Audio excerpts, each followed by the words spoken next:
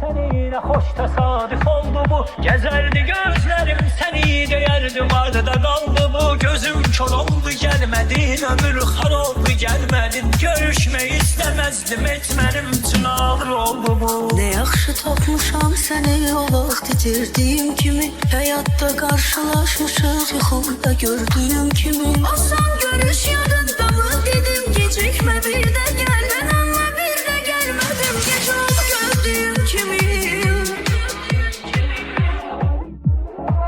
Necedir hayatım, necedir hayatım, benden sonra, benden sonra.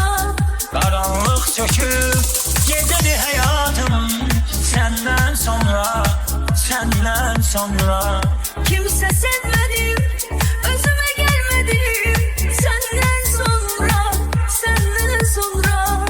Sevmeyi istedim, sevebilmedim, senden sonra, senden sonra. Sevmedi küleği yakında yandıran kadın. Nedendir ki bu ayrılığına koyamadım olan olup geçen geçip. Bu cümle gül danış biraz, yeter ki ben bilinmeni bir an bile unutmadım. Sevmedi küleği yakında yandıran kadın. Nedendir ki bu ayrılığına koyamadım olan olup geçen geçip. Bu cümle gül danış biraz, yeter ki ben bilinmeni bir an bile unutmadım. Bu sevgini, muhabbeti unutmadım, unutmaram. İçimdeki bu yangını soyutmadım, soyutmaram. Kayıtmak istesem bile o körpüler uçup daha ben artık ayrı evdeyim. Kayıtmaram, kayıtmaram. Necedir hayatım, necedir hayatım, benden sonra, benden sonra. Karanlık çöküp geceli hayatım, senden sonra, senden sonra.